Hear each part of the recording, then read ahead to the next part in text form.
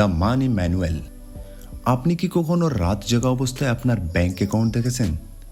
টাকা কমে গেছে, কিন্তু কেন তা বুঝে উঠতে পারছেন না। অথবা বেতন বাড়লেও খরচ বেড়ে যায়, কিন্তু স্বপ্নের কোনো সঞ্চয় জমে উঠছে না। যদি হ্যাঁ হয়, তাহলে হয়তো আপনার অর্থের ব্যবস্থা শুধু খরচ কমানো বা স্পেন্ড কন্ট্রোল দিয়ে হবে না। দরকার সম্পূর্ণ একটি ম্যানুয়াল, যা বলবে কিভাবে আপনার অর্থকে শত্রু না বানিয়ে আপনার বন্ধু বানাবেন। দ্য মানি ম্যানুয়াল, এই বইটির সারমর্ম শুনলে আপনি তৈরি করতে পারবেন ঠিক সেই ম্যানুয়াল।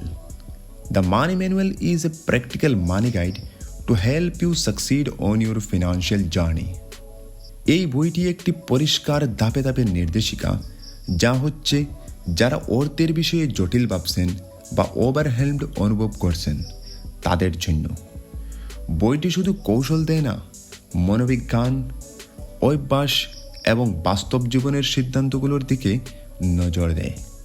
তাহলে শুনে নিন বইটির মূল অধ্যায়গুলো ও তাদের গুরুত্বপূর্ণ শিক্ষা। অধ্যায় 1, আপনার অর্থের মানসিক অবস্থা বোঝা। Understanding your money mindset. আমাদের অর্থের অনুভূতিগুলি অনেক সময় শৈশব, পারিবারিক অভ্যাস, সামাজিক প্রভাব ও অভ্যন্তরীণ বিশ্বাসগুলোর উপর ভিত্তি করে গড়ে ওঠে। এই অধ্যায়ে বইটির লেখক পাঠককে অনুরোধ করেন নিজের মানি স্ক্রিপ্টস চিহ্নিত করতে। অর্থাৎ আপনি কিভাবে অর্থকে দেখেন, কিভাবে খরচ করেন, সঞ্চয়ের বিষয়ে মনোভাব কী, সব কিছুই সচেতনভাবে মূল্যায়ন করতে। আশ্চর্যজনকভাবে অনেক সময় এগুলো এমন হয় যেগুলো নিয়ন্ত্রণ ও পরিবর্তনযোগ্য। তাই আপনার প্রথম ধাপ হচ্ছে নিজের সিদ্ধান্ত ও অনুভূতিতে সততা থাকা। অধ্যায় 2, একটি বাজেট তৈরি করা যা কাজ করবে। Creating a budget that works. বইটির লেখক বলেছেন, বাজেট শুধু একটি নিষেধাজ্ঞার তালিকা নয়, বরং একটি উদ্দেশ্যময় পরিকল্পনা। অর্থাৎ আপনার মূল্যবোধ ও উদ্দেশ্যের সঙ্গে খরচগুলোর সামঞ্জস্য রাখতে হবে। খরচ ব্যয় ট্র্যাক করা ও স্পেন্ডিং লিক খুঁজে বের করা। অবাঞ্ছিত খরচ কমানো, এইগুলো শুরু করার জায়গা। বাজেটকে বাস্তবায়নযোগ্য করতে হবে, অর্থাৎ কঠোর নন এমন কিছু চান যা আপনি পালন করতে পারবেন। কখনো কখনো পরিবর্তন লাগবে, তাই বাজেট রিভিউ করা গুরুত্বপূর্ণ। অধ্যায় 3, জরুরি তহবিল গঠন। Building an emergency fund. Unexpected খরচ যেমন মেডিকেল ইমার্জেন্সি, গাড়ি মেরামত, চাকরি পরিবর্তন, এসবের জন্য একটি সুরক্ষা থাকা আবশ্যক। লেখক বলেছেন, যে কেউ শুরুতে বড় তহবিল না বানিয়ে শুরু করতে পারে হয়তো মাত্র কয়েকশো টাকা দিয়ে, এবং পরে সেটিকে ধাপে ধাপে বাড়িয়ে নেওয়া। অধ্যায় 4, ঋণ কৌশলগতভাবে মোকাবিলা। Tackling debt strategically. সব ধরনের ঋণ একরকম নয়। উচ্চ সুদের ঋণ আগে পরিশোধ করা, নিচু সুদের ঋণগুলোর জন্য আলাদা পরিকল্পনা করা।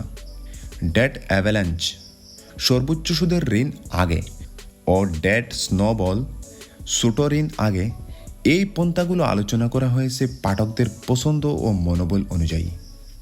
ঋণ পরিশোধের পাশাপাশি ঋণ কেন হয়েছিল তার কারণগুলো খুঁজে বের করা।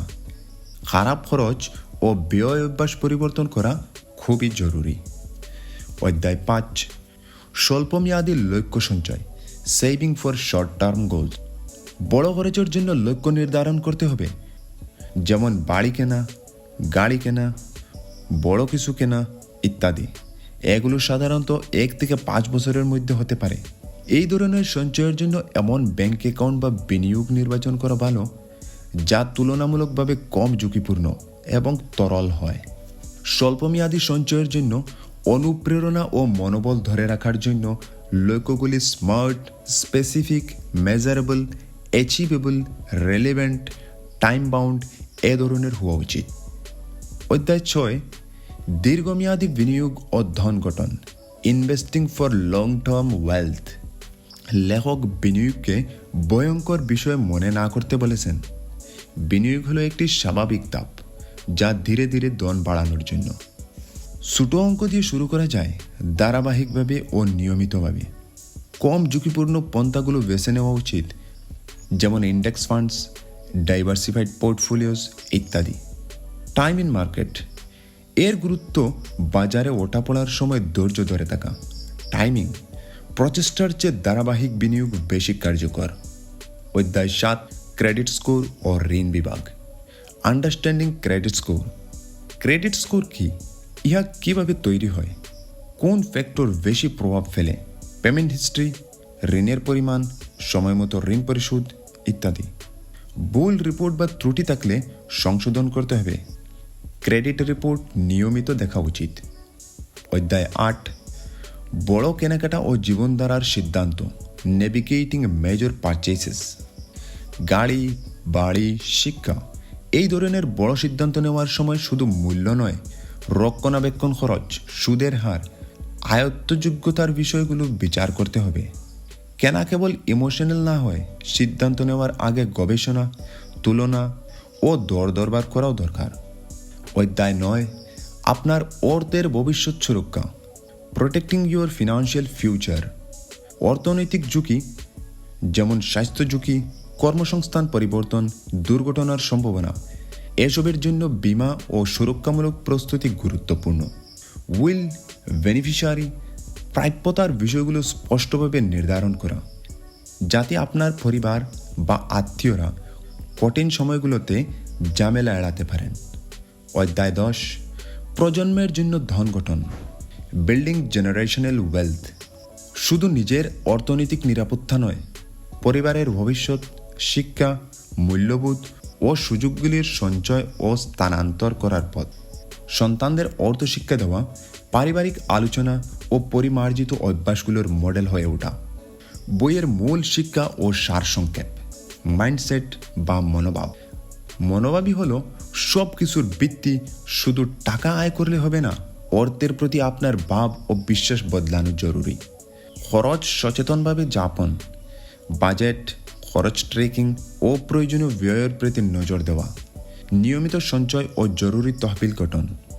অপ্রত্যাশিত সময়ের জন্য প্রস্তুতি। ঋণ মোকাবিলা কৌশল। শুধুমাত্র ঋণ কমানো নয়, ঋণ হওয়ার মূল কারণগুলো চিহ্নিত করা।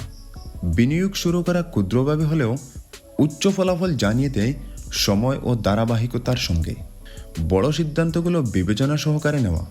ইমোশনাল সিদ্ধান্তের পরিবর্তে তথ্যভিত্তিক সিদ্ধান্ত।